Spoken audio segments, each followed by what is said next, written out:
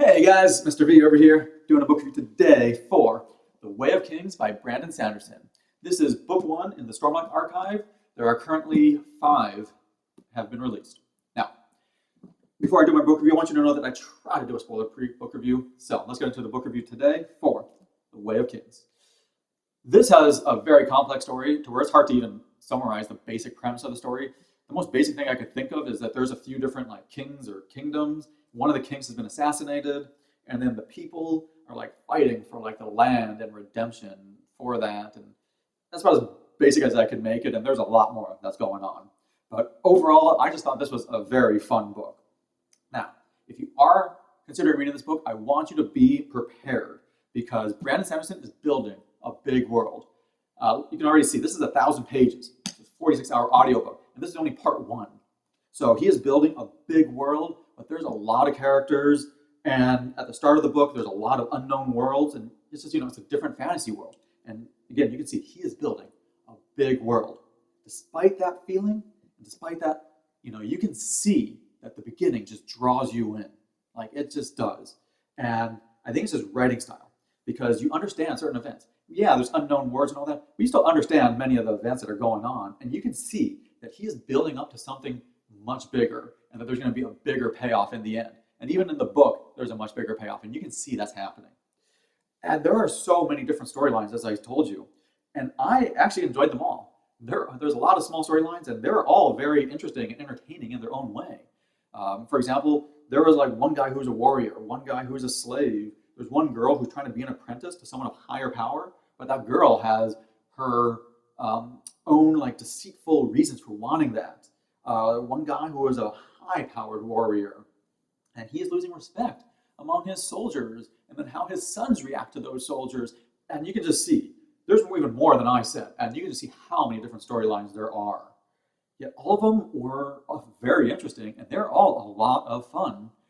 And it just keeps building to something much greater. And it was his writing style. He just has a great writing style because the writing really draws you in. I think he does a great job of giving you a description of the world and what's going on, and also adding a lot of dialogue. And I think the dialogue helps a lot, which you'll hear me talk about in just a bit when I talk about the characters. But he does a great job of doing the right amount of both, and it just makes all the stories interesting. And there are so many different storylines, as you heard me say. But he just does a great job of developing those stories, and that's what was really fun because it makes you want to keep reading them. And I'd also say that it's not confusing. Despite giving you all these stories, I didn't get confused. You don't forget the situations that are happening. There are some books that don't even have that many storylines, and you start to forget. But he does a great job of developing the stories to where you do not forget what is happening. And I think one of the reasons is because of his phenomenal character development. That he builds the characters over so many different chapters to where you are slowly learning about the characters.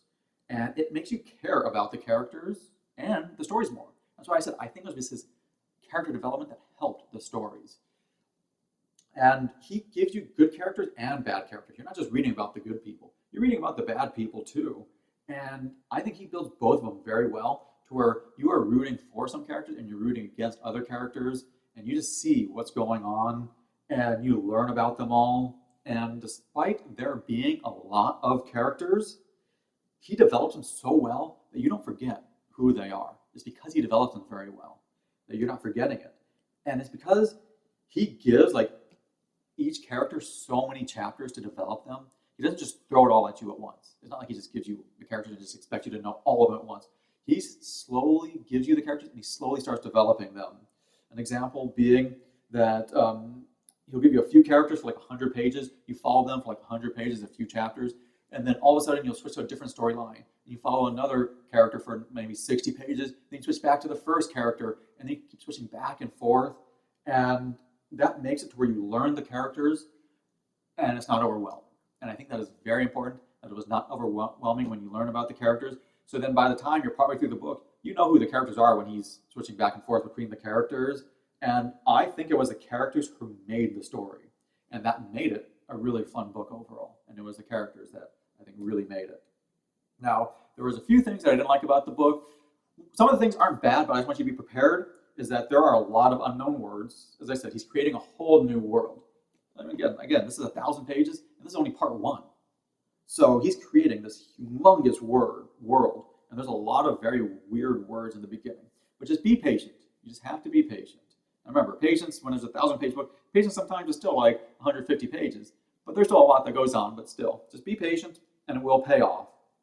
Another thing is, there are some long chapters. I wouldn't say there were bad chapters, but some of them were a little long. Now, I did feel one part towards like the middle end. Some of the chapters at the middle end of the book dragged a little bit. I think he could have cut some of those chapters down a bit. Still wasn't bad, but I thought some of it dragged a little bit towards the middle end. But you wanted to get to that end so badly that at that point, I don't think it really mattered as much. But the big thing that I didn't like about the book is I did not like the fight battle scenes. I didn't like that aspect. I enjoyed the story elements so much more because I felt the battles were just too far in depth. It was too chaotic, and a little times sometimes it was a little hard to follow for some of the battles. And I think some of the fights could have been cut down. I really think they could have been.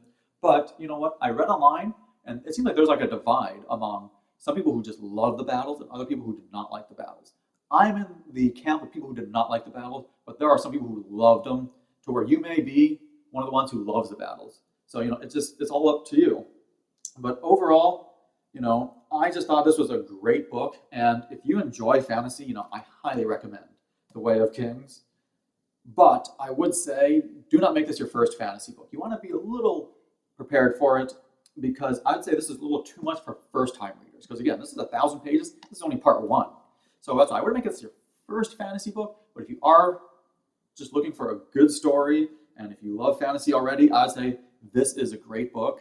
And also, I listened to the audio version for this. It's 46 hours, but I highly recommend the audio because they did a great job with the voices, and I think it helped the characters. You really feel more for the characters because of the audio. But even if you just read the book by itself, still a great book.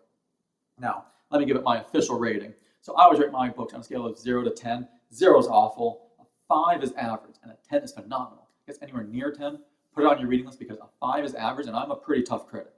So, 4, The Way of Kings.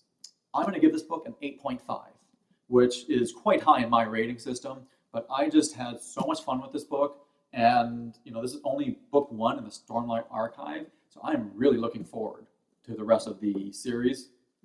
Well, if you guys enjoyed the book review today, hit the subscribe button. I always upload multiple different types of book reviews. If you guys have any comments, have any questions, post them in the comment section below because I always love hearing your comments.